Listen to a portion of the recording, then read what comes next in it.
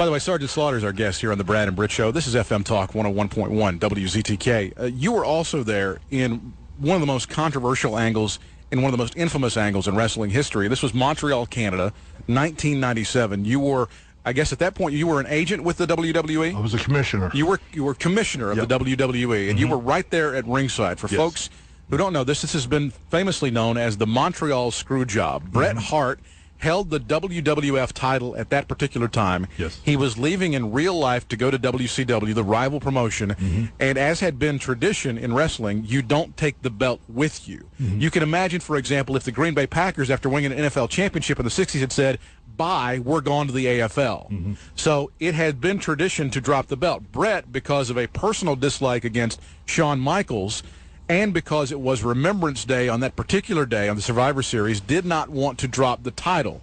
So he was told that the match was going to go a certain way. In fact, it was changed. And at one point in time, a submission move was put on him, which he thought he was going to get out of. At that point in time, the referee, Dave Hebner, said, no, no, no, ring the bell. The title was awarded to Shawn Michaels. Sarge, you were 2 feet away from that whole situation. Yeah, didn't even know what was going on. Vince did not tell you what was happening. Not a word. He just before he went out there, he said, "Sarge, come with me. I want you to be at ringside with me." So I'm sitting down there watching the match, and all of a sudden, Shawn Michaels puts Bret Hart in his own move, the sharpshooter, and Vince gets up and yells for the bell, not the referee. Vince McMahon jumped up, told the bell ringer to ring the bell, and the bell ringer is like, what? He said, ring the bell. He gave up. And I don't want to say the words he was saying. Right. But, all of a sudden, I see the look on Shawn Michaels' face, and he comes over and goes, no, not like this, not like this.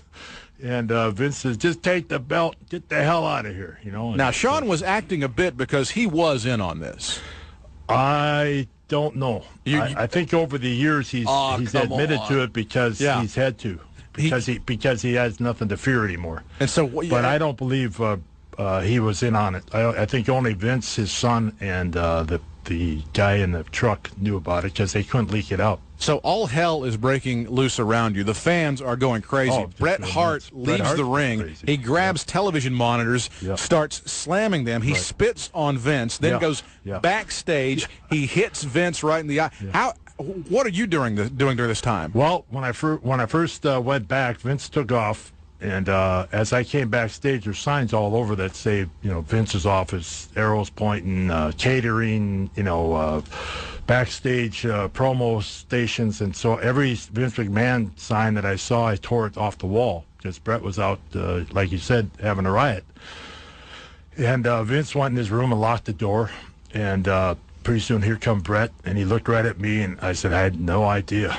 He said, well, he looked me right in the eye, and he said, I believe you, Sarge, I believe you, but where's that, So-and-so. And so he finally found Vince's room and started banging on the door, going crazy, and finally went to his room. And so I went down to his room because Shawn Michaels was in the same locker room. They happened to be there, and he was up and down in Shawn was crying on his hands and knees, saying, I had nothing to do with it. I knew nothing about it. I'm sorry it happened. I swear on my daughter's life. And whatever he had to do to convince Bret that he had nothing to do with it.